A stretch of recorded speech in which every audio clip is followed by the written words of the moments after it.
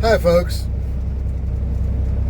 Today I thought I'd make a video that's a little bit different than a lot of the videos out there pertaining to truck driving. Obviously that's one of the things that I do is drive trucks.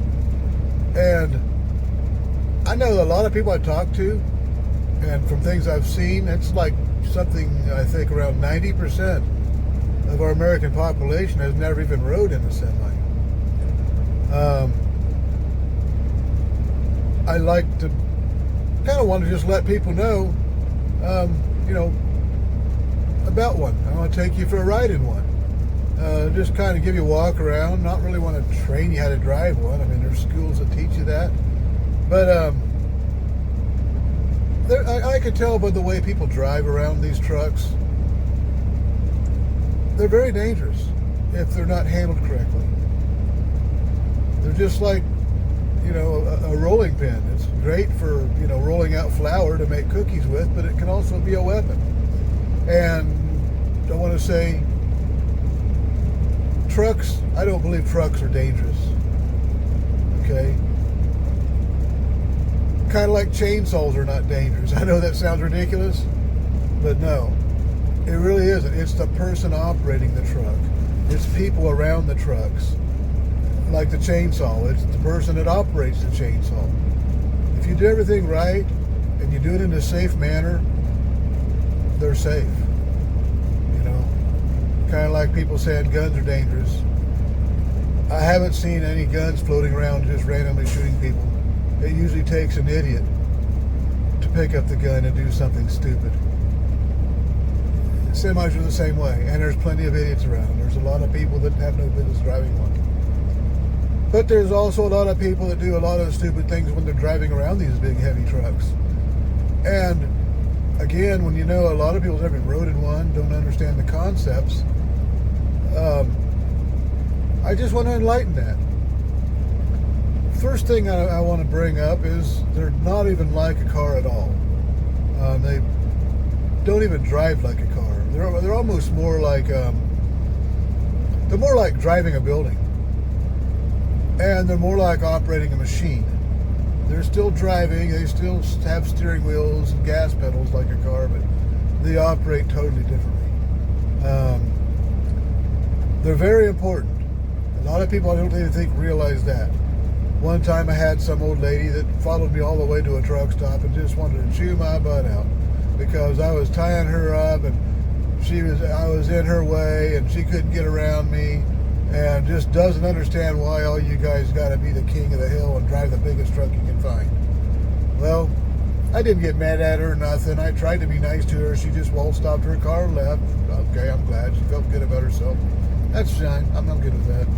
I didn't want to start any problems, But obviously, she had no idea what these trucks even do. They're not joy toys. They're not Dodge Rams turned up blowing black smoke everywhere. They're machinery that makes your life easier. For an example, if there wasn't any trucks, there wouldn't be any products. Try to make a simple way of saying this. Let's say you like pineapples and apples and bananas and things like that.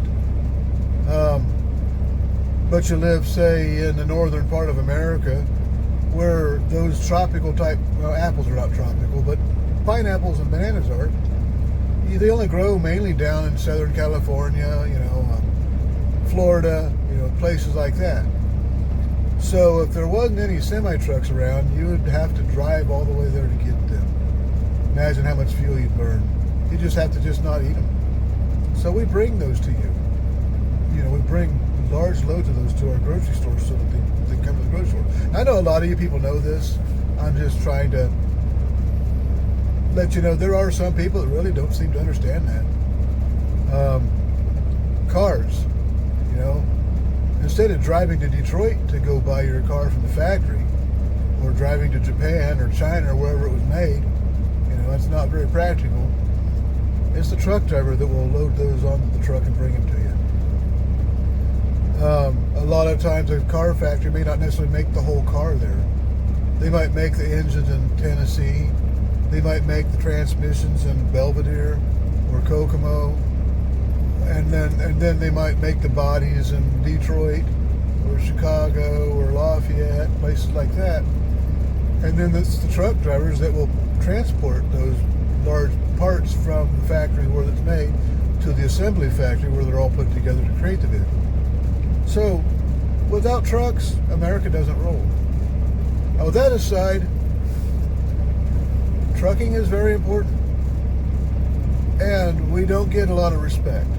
I know we're big and we're slow, and I'm going to kind of cover that so you understand why. Some people have the concept that we just are just a bunch of jerks. We just don't care about nothing, and that's not true at all. A professional truck driver takes his job seriously and wants to be careful. But we still want to abide by the speed limits. You know, a professional driver does. There's those that make us look bad, unfortunately, but you got that everywhere. An 18-wheeled semi-truck can legally haul 80,000 pounds. Now that includes the truck and the trailer. Everything combined, you're allowed 80,000 pounds of down pressure. The particular truck I'm driving right now is basically a grain truck. It's an 18-wheeled grain truck. It is a hopper bottom, what they call it. So essentially the trailer is just a couple of giant funnels. They pour the corn in the top, or grain, you know, like wheat or soybeans. We can haul calcium. There's a lot of things you can put in one of these, but you basically pour it in the top, and then when you get to the place to deliver the load, we open up some gates on the bottom, pour it back out through the bottom. Those what looks like giant funnels. That's the way to describe it. The tractor weighs about 20,000 pounds. It's a Peterbilt 579 day cab, not a real heavy tractor. Doesn't have a sleeper. And then the trailer is roughly about 7,000 pounds or so. The whole truck and trailer empty is about 27,000 pounds, which means if I'm able to haul 80,000 pounds because I have 18 tires to support all that weight. So that's about 53,000 pounds of weight that I can put in the back of the trailer, which totals about 80,000 pounds max to be legal.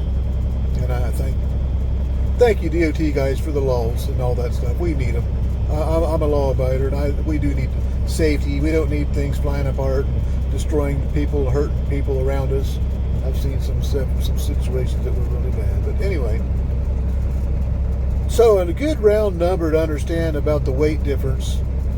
A minivan is a good example. Okay, a minivan, I like to use that example because a lot of people think of a minivan as a small vehicle, and it's really not. It's a small van, a minivan, but it's actually a very large car. Most of them will handle hauling 7 passengers. But weight-wise, they're an average of 4,000 pounds. So if you divide 80,000 pound semi by 4,000 pound minivan, my truck fully loaded weighs as much as 20 minivans. Yeah, I'm basically driving 20 minivans in comparable weight. A lot of minivans will have an average horsepower of, 150 to 200 horse, maybe more if it's a real fancy model. Where my semi, this one's actually a pretty powerful semi, and it's got, I think they said it's a 470 horse. So I've got roughly double the horsepower. My truck weighs 20 times of a minivan, but it only has double the horsepower. So it takes a lot of time to get that speed going. And then on the contrary, and this is where it really gets scary, when people go cut me off and I have to start downshifting and throwing on the Jake brakes and really hitting hard on the air brakes, it takes a lot to get this truck stopped. And of course, most people that don't seem to know anything about these trucks or don't care, we're always the bad guy. It's always our fault. We're always the bad guy. When in fact, most of the time, somebody was in a big hurry, didn't want to get behind that big slow truck, and cut us off, and then they want to get out in front of us. It's very foolish. Oftentimes we can get it stopped, but it really can be deadly, literally. I mean, you take an 80,000 pound truck and divide that by however much an average 200 pound human weighs, you're like a mosquito hitting the windshield. It's not pretty. We try our best to not get into any accidents. I mean, that's just, we got to. We don't want to hurt nobody. But that happens a lot because, again, some people are, I don't want to be insulting, but some people just don't seem to know, or even maybe care to know. So that's why I created this video, to kind of enlighten some things, to help make things easier to understand, so people know why we're so slow in getting our speed up. We're not trying to. We don't want to. We wish we could accelerate just like a car. And sometimes you'll see that semi-trucks do.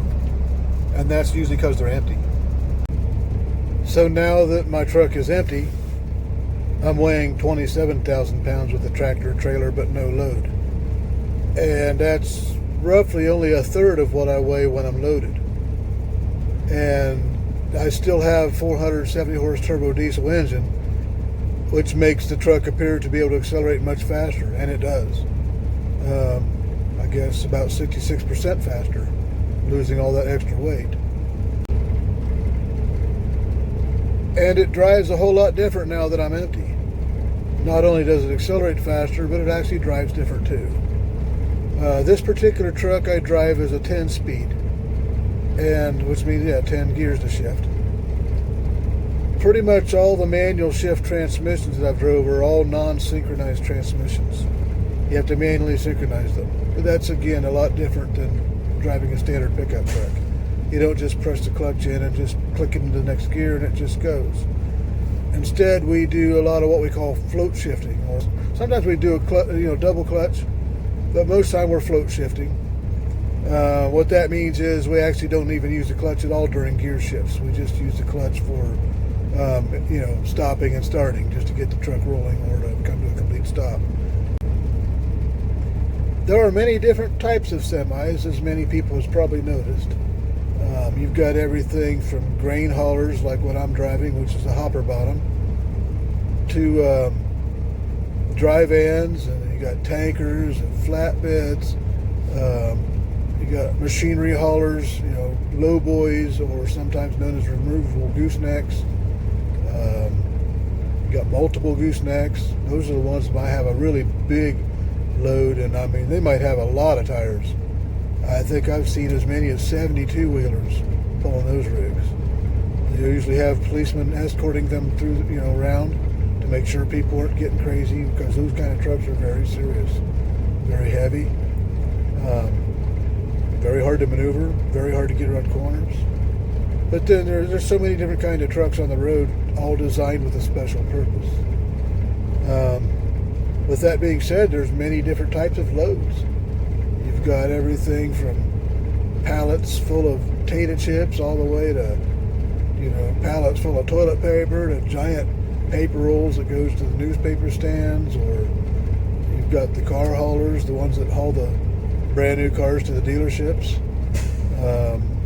You've got scrap haulers that are hauling, our trash in large quantities.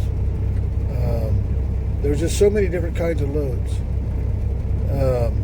My particular stuff that I haul, believe it or not, I'm technically allergic to my job. And yeah, literally, I'm allergic to my job. I still like what I do.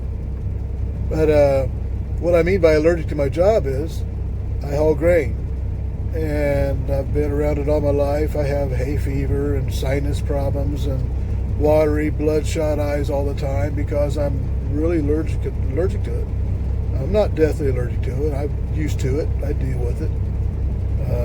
I have ways to try to, counteract those situations when they get really bad. But I am literally a guy who's allergic to my job. And yeah, if you notice, I know it looks like maybe my eyes are all bloodshot and watery. Well, that's a good start for another point that I'd like to make. It's because of my allergies. I've always had allergies. But a lot of people also have this misconception that truck drivers are a bunch of drunks and druggies and cocaine users and such. And that actually was true years ago. But now, we get random drug tests all the time. It's a law. It's required by DOT. Any employer that has a Class A CDL driving licenses, everybody has to get drug tested. I believe that's all over the entire country. So we pee in the cup all the time, all the time. And there's been times I peed in the cup maybe 4 or 5 times a year, and luckily I've never failed the whiz quiz, as we call it. But people who try to get by with that, they get caught. They get caught. It don't take very long. So that being said, it's nice to know that we don't have the drugs and alcoholics driving these trucks like we used to. There's some out there. There's always a guy that tries to get by with it, but feel safe in that area. Thank the DOT for those laws too. It keeps us clean. It keeps the morons off the road and keeps the safe professional drivers doing what we want to do. And that's bring products to our customers, which are people like you. Everything that you consume, purchase, buy, it all came on a semi-truck somehow. Unless it was, corn stalk grown by your neighbor and handed to you. That's probably the few exceptions. But there's we haul everything you get has pretty much been hauled on a semi at one point of its production and being brought to the store near you. And there are many different things that we go through. A truck driver's life is pretty rough. I'm sure you've heard of that. Lucky for me, I'm home every night, but it wasn't always that way. I was an OTR driver, which a lot of us are. They're called, OTR means over the road. That means we basically live in the truck. A lot of us will live in the truck at least 5 days a week and maybe get home for the weekends, but a lot of us might be out for 2 weeks or maybe even a month or more. There's actually guys out there that lives in their truck. Literally, they don't even have a house. They just live in the truck and go all over the place. And they enjoy that. That's the lifestyle they enjoy. So there's a lot of different choices in truck driving, a lot of different ways we do this stuff. But none of us have it easy. It's hard work. It's a lot of hours. It's a lot of times very physical work.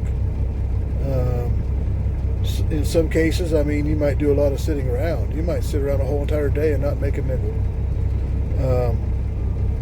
Depends on the load, depends on, who our customers are, who we're bringing the loads to, depends on how things go. There might be a really bad crash on the interstate, and I'm sure a lot of people have seen this, where there might be cars and semis backed up for, miles. And that could take 3, 4, 5 hours or even all day to finally get through that. That kills us. Profitability, it kills us, because now our load's going to be late. It's one less load that we're going to be hauled for that week. Many loads are, paid by the mile or paid by the load. A lot of drivers are paid by the percentage of load.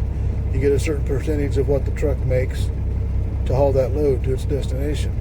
Other companies or loads will pay by the mile. The more miles you can knock down, the more money you make.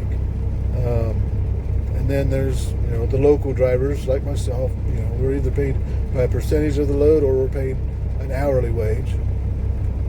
And but there's a lot of stress when you live in the truck. There's so many things we have to go through. One of the things is eating. I've really had a hard problem with eating healthy. It's very hard for a truck driver to eat healthy because, to eat healthy, you just about got to bring your own food, and which means you have to have a refrigerator to keep it from spoiling. You have to be very picky about what you can eat. It's hard a lot of times. You can't really bring bananas in a truck. There's no way. You bring a banana in a truck, and after the bouncing and bouncing around that a banana goes through, it'll be completely brown in 2 hours. It's the same way with carbonated drinks. I don't drink much carbonated drinks because they go flat and very, very quickly, just because the truck rides so much worse than, say, a minivan. They're a lot smoother riding, or any other car for that matter. So you want to pull over and get something to eat at these truck stops, you pretty much got a choice between McDonald's, Subway, Hardee's, some kind of fast food joint that's poisoning you with their garbage food that I can't stand to eat. I really don't eat that stuff anymore. I've stayed away from it. I found out how dangerous it is on our bodies. But used to be you could go to a truck stop that had a nice sit-down restaurant. We call them mom and pop, restaurants. Kind of like home cooking. It might be a little greasier, but the salad bars, those are gone. We can't find salad bars to save our soul. we can buy salads, in the refrigerator section of the truck stop, and they've been sitting there for who knows how many days. Who knows how much, preservatives is in that to keep it green for 4 or 5 days. I've even seen a Subway spraying down brown lettuce with a water that's had green food coloring in it to make it look green. I'm like, come on, people. So truckers go through a lot of rough stuff, especially trying to keep our health. Oftentimes we get somewhere, we might be sitting a while, and we know it, we'll go jog or go walk around the parking lot if we're allowed to. A lot of these places won't even allow that. But it's a pretty rough life, and we go through a lot. So that being said, I appreciate you really listening to me on all this stuff. I hope it's interesting. Hope you find it interesting. Hope to find some positive comments. And I want to just shed light on trucking. It's hard to grasp unless you've actually rode in one. And if you ever get a chance to go for a ride in a semi, by all means do. It's so enlightening. It is fun. I will say I love to drive the truck. There's a lot of things about the truck I can't stand, but that's just like any job. You got the bad with the good. But just traveling everywhere and seeing all this cool stuff, driving this giant machine, I don't know, maybe it's kind of like riding a roller coaster all day long every day for the rest of your life. Like anything else, eventually you get tired of it. But there's a lot of good things about it too. And I do enjoy driving the truck. It's a lot of fun. And knock on wood, I've really never had any major accidents. I've been very careful. I keep my following distance, so I got plenty of time to get it stopped if somebody decides they want to pull the stupid. And that's really how most of us professional drivers are. We want to really keep good following distance. It takes us longer to get stopped. Maybe a football field or so. But yeah, it's quite an experience. So if you ever get a chance to ride one, by all means, do it. It's an eye-opener. It's fun. It really is. DOT law is very strict about requiring us to do pre-trip inspections on these big trucks. We have to go through and check our lights, brake lights, turn signals, tail lights, making sure all the lights are working for safety reasons. We have to make sure that they're cleared off if they're dirty. And then we walk around and we check all the lights. And then we'll go through and check the tires. 18 tires, I gotta make sure all the tires are in good shape. Don't see anything wrong with those. Check our brakes. Look for any possible damage on the frame. Any kind of wires hanging down or broken air lines, hydraulic hoses, or anything like that. We go through to make sure that everything's in tip-top shape before we roll it down the road. And it's really very important. We go through, make sure the fluid is full in the bottles, make sure there's enough antifreeze, oil, wiper blades are in good shape, nothing that looks like it may present a problem down the road. It's just, and they're very strict about this stuff, and they should be, because there's a lot of trucks, there's a lot of parts on these things that may break. They will break, and if you don't check them, you may not know it. And I'm very particular about my truck being a safe machine. And like I was saying earlier, trucks are not dangerous. It's the driver who's dangerous. If something fails on the truck, then it was my fault for not catching that and getting it fixed promptly. So it's not the truck's fault. It's my fault for not inspecting my truck for the pre-trip inspections.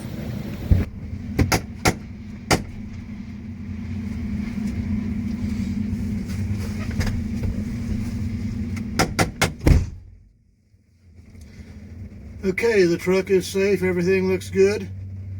And I make sure that my paperwork is up, because we have a lot of paperwork. We have to keep track of everything, where we go, what we do, fuel, mileage.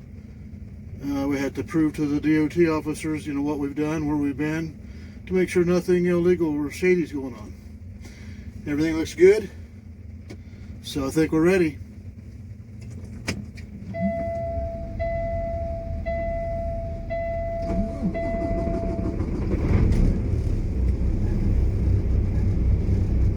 Engine starts good. All the gauges look good. Everything's where it needs to be.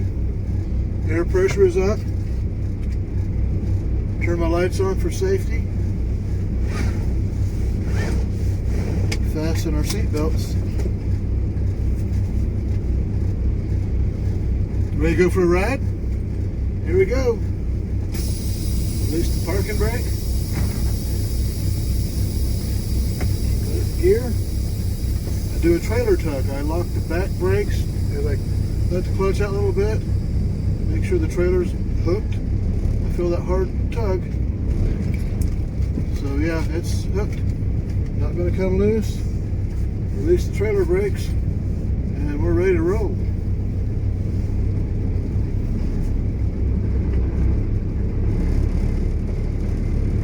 Very important, always check the mirrors. It's really hard to see around these things unless you know what you're doing. And you've probably seen on the back of trailers, a lot of times there will be a sign that says, if you can't see my mirrors, I can't see you. And that's true. I can see more in this truck with a day cab because it has a back window. But a lot of these trucks don't have back windows. They're just sleepers, basically living quarters for the truck driver. So all I can see, even with my back window, it's hard to see around because there's a trailer back there blocking it.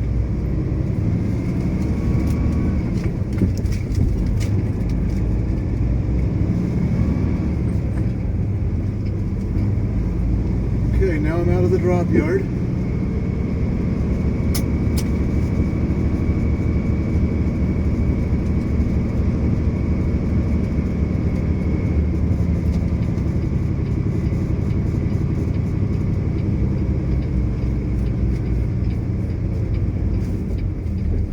Always looking everywhere you go, every turn. Always signal your intentions. Make sure everybody knows what you're doing. See some cars coming. I'll wait for them to come by. I like to respect everybody because, you know, we all have to share the road. We all have to be safe. Okay, ready to roll. Sorry, my camera's shaking around a lot.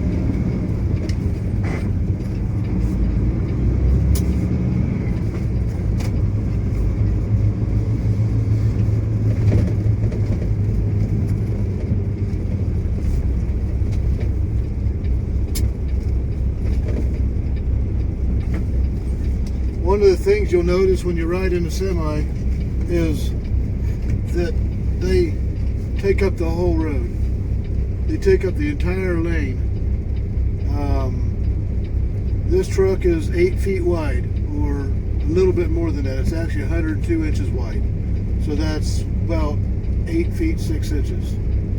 Your average lane is about 10 feet wide. So sometimes they're 12, just depending on how big the road is. And that really only gives me about a foot on each side between the lanes. So I have to obviously keep it in the lanes. And I know where I'm at in the lane on what my mirrors tell me. The mirrors tell me everything. I'm watching those mirrors as much as I'm watching anything else. Making a tight right turn. It'll take up the whole entire road to get this thing to swing without running over stuff in my trailer.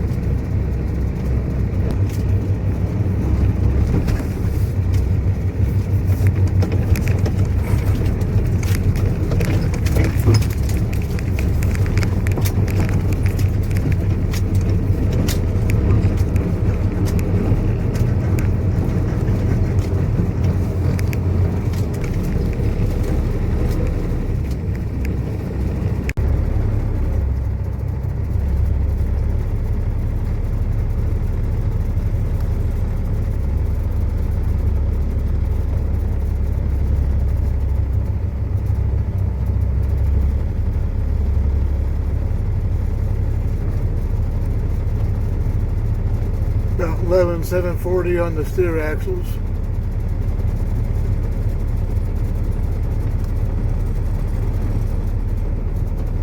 Like about 45,360 on the drive and steer combined.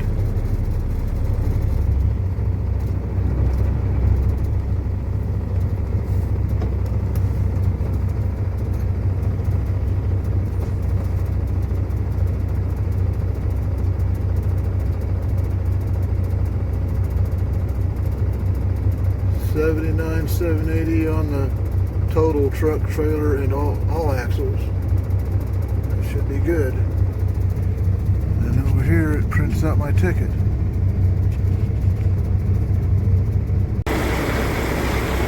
Okay, now we have to close the tarp. And this one's a nice one because it's a power tarp.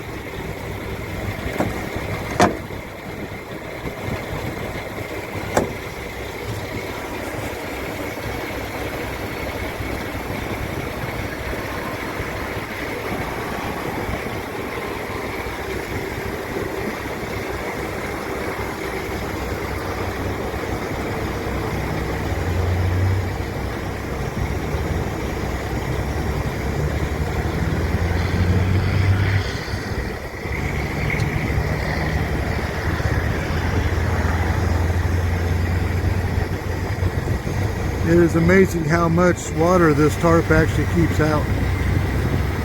There's almost no change in the moisture difference if it was to rain. And that sure beats walking to the back and turning a crank when it's very cold outside. Okay, lights and everything looks good. I've done my pre-trip inspection. We're loaded. I have the tarp over the trailer. Everything is safe. And now I'm ready to deliver this load, take it to where the destination is, which is about 2 hours away. So let's go.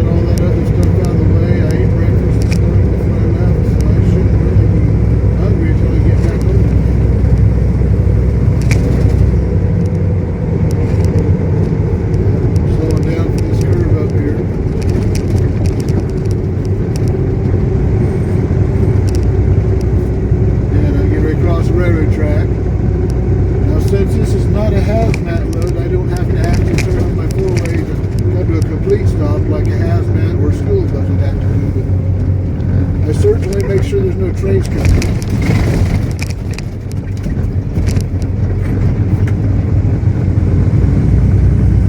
Gotta build the speed back up again.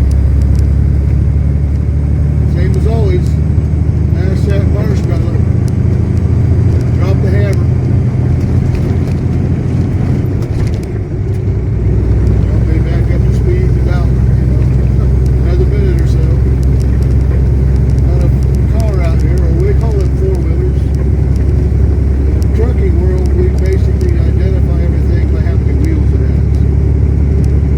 In the civilian world, a four-wheeler is like an ATV. But out here in the trucking world, a four-wheeler is a car, or a pickup truck, or whatever has four wheels. A lot of your box trucks will have six wheels, which means it's a six-wheeler. There's 10-wheelers, 18-wheelers, two-wheelers, that'd be a motorcycle or a moped. Just a little bit of that on the CB lingo. We have a lot of different funny words for CB lingo. Usually a policeman, we're referring to them as being a Smokey Bear. I think that goes towards a lot of them have the wide-brimmed hat like Smokey Bear does. And Smokey Bear's kind of, in the civilian world, he's kind of the policeman of the woods. National parks and such. Then we got all different variations of a Smokey Bear. We got the city kitty, or the local yokel, that's the city cop. We got the county mountie, that would be the county bear, or county bear. There's a she bear, that would be the female Smokey Bear. There's the DOT bear, also known as the Care Bear. The truck driver cops. And then we got the, see how many others I can think of. Full-grown bear, that's usually the state trooper, or the state policeman. We have all that, we use our CB lingo. All the drivers out here know which types of bears we're talking about. If somebody would say that we got a Kojak with a Kodak, now that's the bear that's radaring you, got a speed gun out looking to see how fast you're going. Or got a bear taking pictures, kind of the same thing. Kojak and Kodak.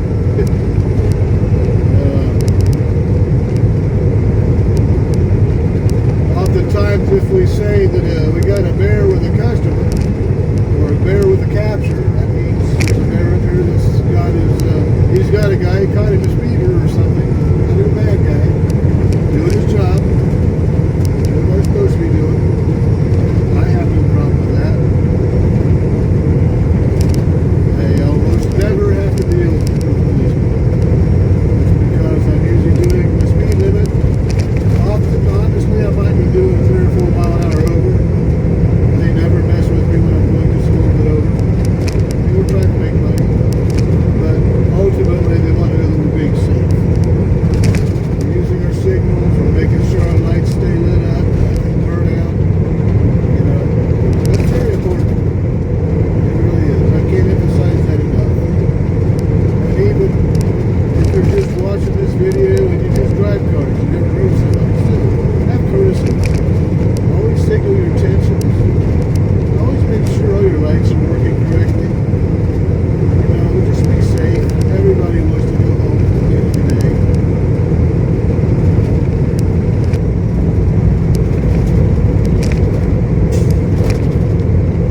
Kick back and enjoy the ride. Enjoy the scenery. The day's a little bit hazy out. It's okay.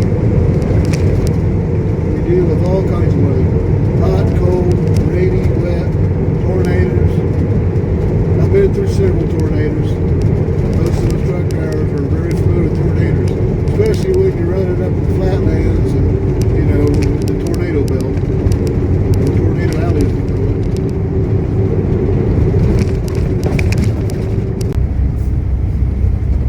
Now I'm driving through through a town. I have a stoplight here. Do I have to stop for?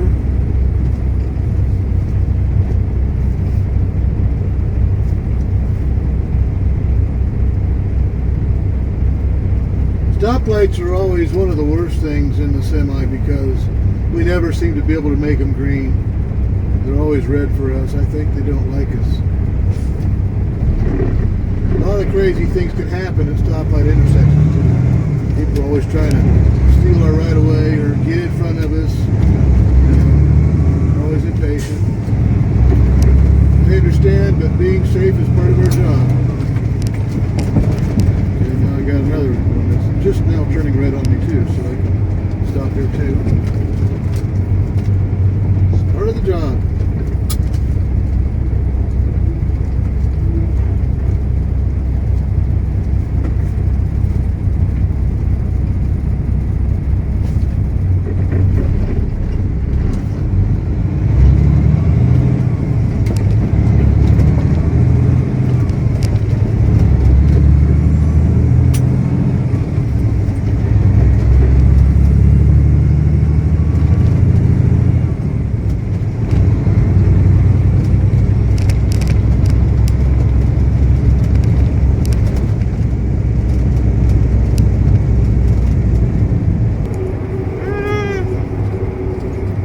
Selection is pretty important in this truck driving because the wrong lane can really be devastating.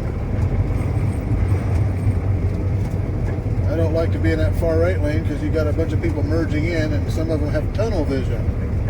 They don't look to the side to see who's coming. They just get out there and cause accidents. And then the far left lane, the trucks stay out of that lane. We call that the high dollar lane. That's where they give you high dollar tickets. And if you just have to absolutely go slow, then the lane to my right would be that one. We're approaching exit 37 where 69 North is, so there's a lot of traffic up there trying to merge. A lot of people from other states and don't know this area, don't know which lanes to be in, so that's what's causing this backup on a nice Friday night here on the 465.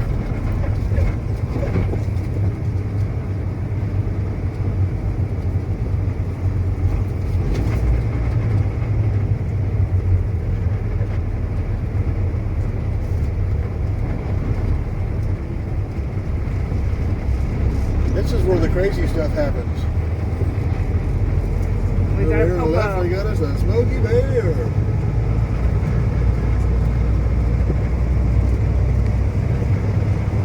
I kind of like having Smokey Bears around because they usually turn on reds and blues when people get stupid.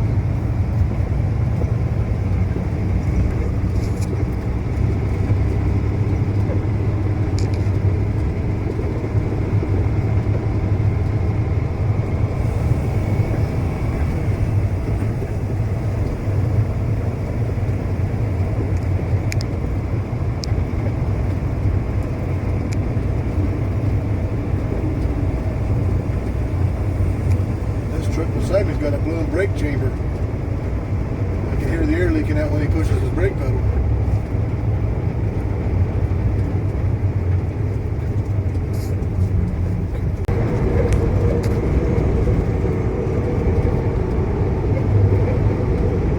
Everybody was in front of me, and I let them in. I don't want to start any road rage or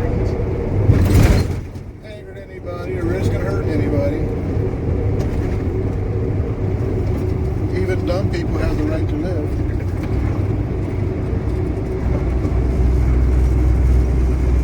Now, today's been a pretty smooth day in Indianapolis.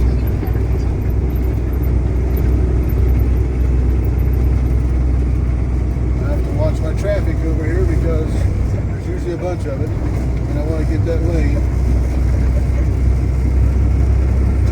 This guy back here looks like he understands.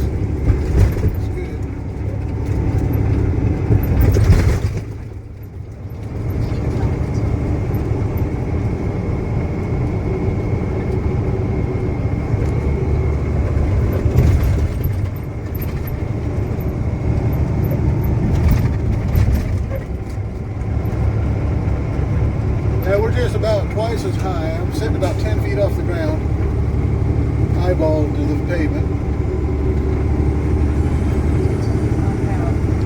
And about an average of 20 times heavier than any car in the area.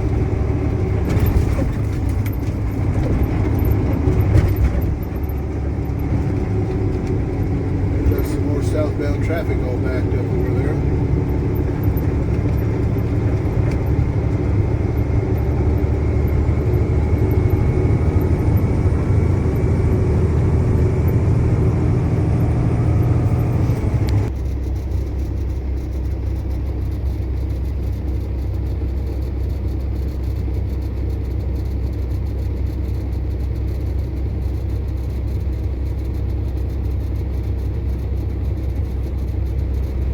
Well, I hope you enjoyed watching my video. Thank you for watching it all the way to the end. And hope you learned a lot. Hope you found it pleasant and enjoyable. I apologize if I was a little bit negative towards the way some people drive out here, but we all need to share the road. We need to have respect for people. I'm not talking just truck drivers, but for everybody. You know, people need to not be in such a hurry and be careful. That was probably my main point on that. But again, I thank you so much. And be sure to subscribe, like, and share. Give me your comments. Looking for good, honest, positive comments. And I hope I shed some light on what it's like to be a truck driver. I'll probably be putting out more videos like this in the future, amongst other things. I have many different interests, not just truck driving. So subscribe and keep up to date on my latest videos. I'm going to start sending more of them. Thank you so much. I love you all.